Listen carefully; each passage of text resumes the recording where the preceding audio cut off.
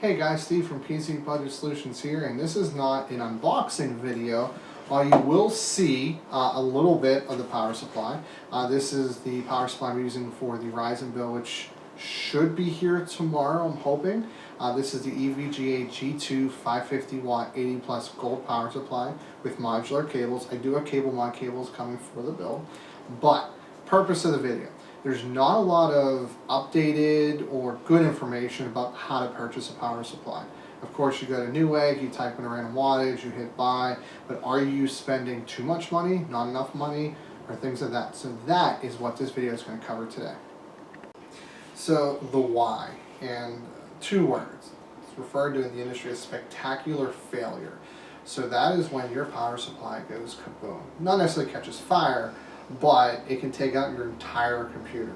So saving $30 or $40 on a power supply, but killing a $500,000, $2,000 computer, not worth risking more, spending extra money.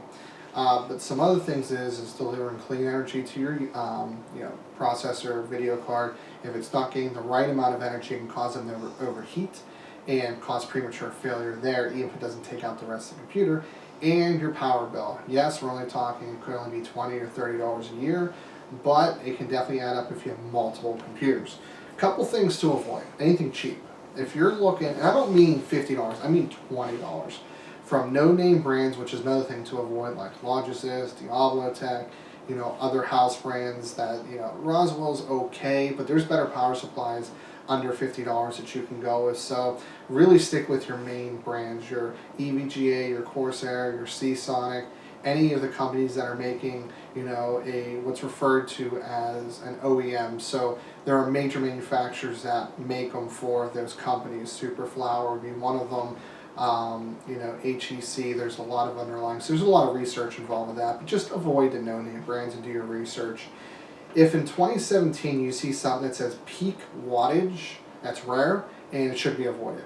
Anything that is still labeled as such is really nothing you should consider, because power supplies should be able in 2017 to deliver the maximum stated power, actually in many cases 10% more than what they're rated at for long periods of time. Still would not advise doing that by the right power supply, but they are designed to do that. And while 80 plus certified is not the end-all be-all certification anymore, if it's not 80 plus certified, just not worth your time, straight up. The next question I get is how much wattage. You have to look at your system. So most of your system's power, at least 80%, sometimes upward 90%, is going to be your GPU, graphics card, and then your processor. So if you're not overclocking, your CPU, say 95 watts, or GPU's 200 watts, you can safely assume that your maximum output, and with perfect circumstances, will be 320, 340, somewhere in that range.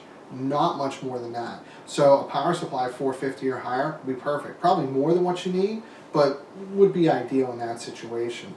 You also want to consider you could be doing Crossfire or SLI.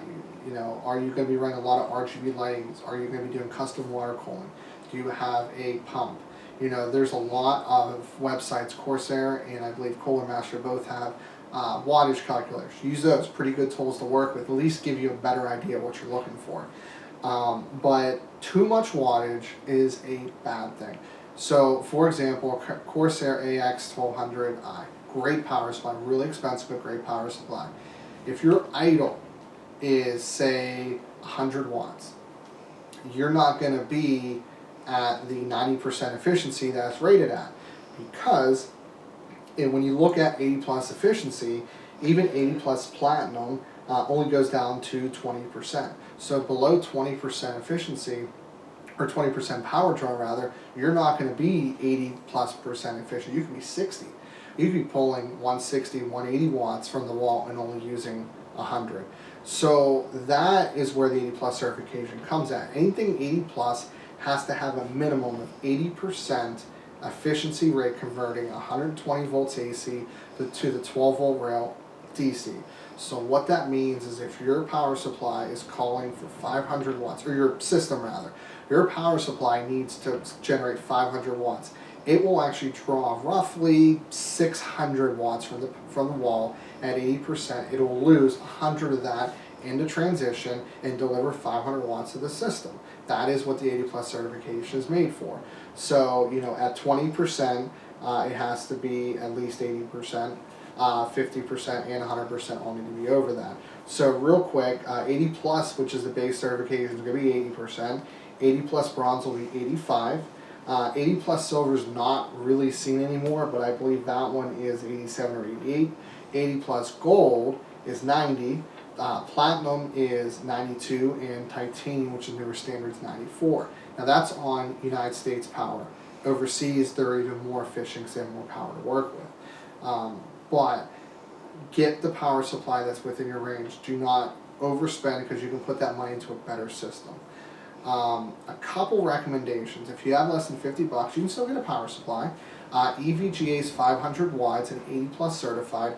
It delivers 40 amps on the 12 volt rail. That is 480 watts available to basically your entire system continuously. And that will work for almost, I would go to say 90% of systems I see built would work with it. Now, it's not modular, it doesn't have 0 RPM mode, it doesn't have, I mean, cables are okay, but they're not custom sleeved, but it's a perfectly good power supply for most budgets. EVGA's G2, G3, GS series, 550 to 850 works with almost anybody else that would need something a little higher end. The RMX series, anything from Seasonic, XFX, they're older ones. I'm not sure if they're still using good manufacturing for that, but you know, your best resource is johnnyguru.com. They're able to actually measure things such as ripple, actual power loss. You know, they can test the capacitors, things like that. So they give you an idea. The 500 watt 80 plus certified scored 8.2 out of 10. That's very good for a power supply in the budget range. Usually your higher end power supplies start in that range. And then the G2 series, rated 10 out of 10, one of the first power supplies ever to do so. So that's why I personally recommend. If you're spending though more than 200 or 150 or even 200, you really got to consider what you're purchasing. There's not many scenarios where I think you need to allocate those kinds of funds, considering you can get 0 RPM mode, custom sleeves cables, 850 watts of power on an 80 plus platinum level for under 150 in many scenarios. So, you know, unless you have a specific need for that, probably can spend that money elsewhere. But a couple final thoughts to consider, like I went over before. You know, fanless mode or 0 RPM mode is nice if you're going for a quiet build. Modular or semi-modular is very easy to build with. I personally prefer modular. Some, like the EVGA series, some of them come with somewhat sleeved cables that look nice. And Cable Mods and some other companies actually make individually sleeved cables for specific power supplies. So, you know, those are a lot of things to consider. A lot of those are extra fluff, where if you have a little room in the budget, you might be able to spoil yourself with it, but those are definitely not needed. But I'm curious, guys, is this a video you guys liked, the more informational side? What we would definitely appreciate if you guys could do for us is, you know, give us some feedback in the comments below, and then you guys can support us. A couple ways of doing it. We have our Facebook page is linked in the description. Definitely subscribe to us. Follow us on Twitter. Our Amazon affiliation, where if you use our link and buy something, it'll help raise money for us to make more videos and improve upon things. That'll be in one of the two corners. And we also have a Patreon page as well that you guys can donate to. We have a couple cool raffles and prizes rather. So, you know, definitely let me know, guys, in the comment section below what you guys think. And stay tuned. Ryzen is next. This is Steve from PC Budget Solutions signing off, and I'll see you guys in the future.